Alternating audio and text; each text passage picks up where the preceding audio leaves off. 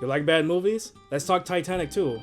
According to IMDb, a century after the fateful voyage of the original, modern luxury liner Titanic II sets sail. Will this ship suffer the same fate as her namesake? If you like what I do, consider subscribing and follow me on Instagram for all the updates.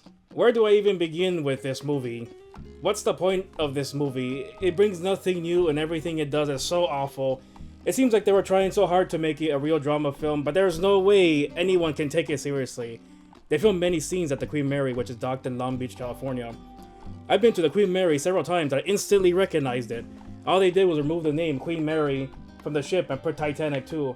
And even that they did poorly. For a little trivia, as mentioned, a lot of the movie was filmed on the Queen Mary. However, in the movie, the ship changes visually several times, from a CGI model of Titanic II to the exterior shots that obviously look like a different ship, which is the Queen Mary.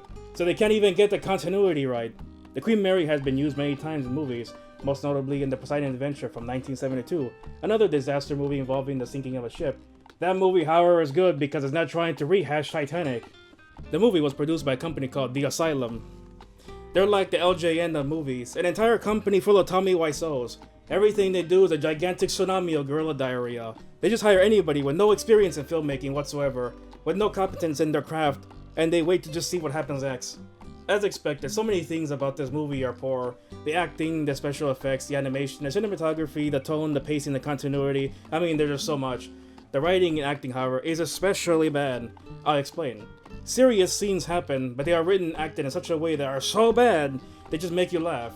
It really tries to be a serious drama film, but it's so predictable, corny, and poorly executed, there's no way anyone will really think this is a serious drama film. I mean, just look at the name of the movie! Other movies are much worse, yes, but other movies don't have the budget that this movie has. I don't expect it to be this bad on this budget. To conclude, this movie is bad. While it's not as fun as other bad movies, I recommend it only if you want to watch something that is really poorly made to marvel at how awful it is, and question how could a company allow this to be released, to see if it really is as low quality as it sounds. If you don't have that kind of morbid interest, I would just skip it entirely. Well, that's Titanic 2. Go ahead and watch it. Let me know what you think. I'm curious to know what you think of this movie. And if you want to support the channel even more, visit us on Patreon.